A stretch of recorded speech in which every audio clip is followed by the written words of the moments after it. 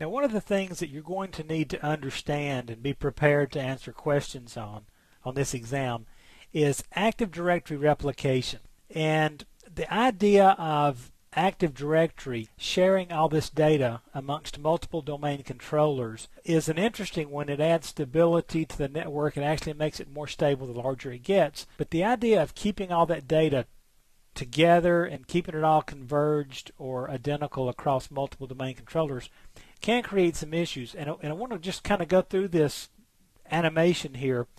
And you'll need to watch this a few times because there's a lot of information here that will actually help you answer these questions. And the more you can understand about this in this version, I think it'll help you answer the questions. Now, we'll do some text-based stuff a little bit later in a different video. But for now, we have got a domain controller in a domain. It has, as a result of being a domain controller, the Active Directory database. Now, this Active Directory database is going to be shared by other domain controllers. These are each domain controllers in the same domain, and they have Active Directory on them as well. We just don't have the little image of the disks here, okay? But these are domain controllers. Active Directory, first of all, is divided up into really 3 partitions and possibly 4. And what they've done way back in the early days of Active Directory, and we're talking around the year 2000, Active Directory replication began to be problematic for a lot of reasons, and there's a lot of stuff going on. And so Active Directory, the architecture of it, Microsoft realized they needed to split some of this so they can control Active Directory's replication kind of in separate sections. And so you have really 3 main partitions or sections of the database that get replicated individually or separately from each other. And then you have one that's optional. But the main one, or the first one I should say, is the domain partition. And you'll also hear this called the domain naming context. This contains all the objects in a domain, all your users, groups, computers, group policy containers, and so forth. The domain partition is automatically replicated to all the other domain controllers in the domain. The next one is the configuration partition. Now this has all the objects that represent the logical structure of the forest. It keeps up with the number of domains that is there, also the physical topology, all the sites, subnets, and services.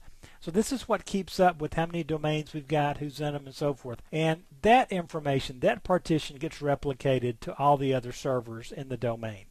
Then we have the schema partition, and this defines the object classes and their attributes for the entire library. So anytime we change an object and we add an attribute to a user object, it's changed to the schema partition, and that too gets replicated to all the other domain controllers. Now, if we have installed the application directory partition, this is what gets changed when Active Directory aware software gets installed. Exchange products, storing DNS, integrating it into Active Directory. That information gets stored in the Active Directory application directory partition, and that one we can choose where to replicate that. So it doesn't automatically go to all domain controllers, and we can work with that and choose which domain controllers we want to send it to. Now, what if there's another domain in the forest? Well, in that case, the configuration partition and the schema partition also gets replicated to all the other domain controllers in the forest. Because for the configuration, remember, this is everything that keeps up with the topology, all of your domains and sites and so forth. And then the schema keeps up with all the user objects, and so everybody needs to know about that stuff. This is all great, except, as you can see here, there's a lot of replication, or there's a lot of stuff, for lack of a better term, moving through the network. Now, this can become problematic for you. Let's say if there is like a slow link between this server and these servers. So what we can do in that instance is we can control replication by putting these servers in different sites. And so let's take a look at what that looks like. Now we're going to go back and build pretty much the same type situation. We've got an Active Directory domain controller on a server, and we have our 4 partitions just like before. But now we put that server into a site.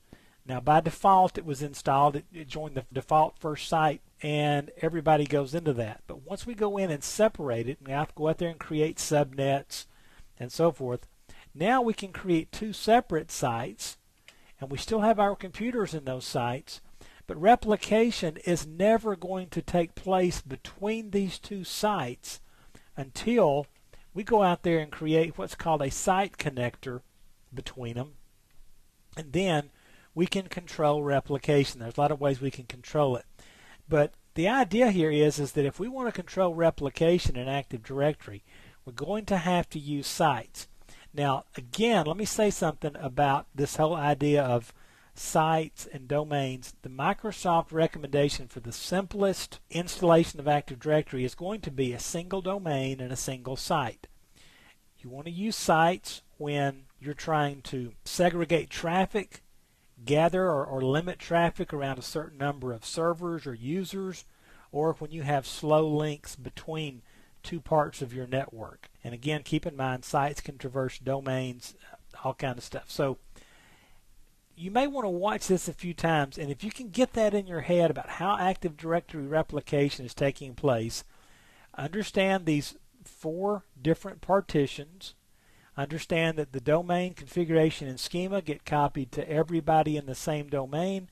Configuration and schema get copied out to domain controllers even in other domains. Watch this a few times, kind of get this in your brain, and it will help you figure out some things and watch for some confusing situations on the exam.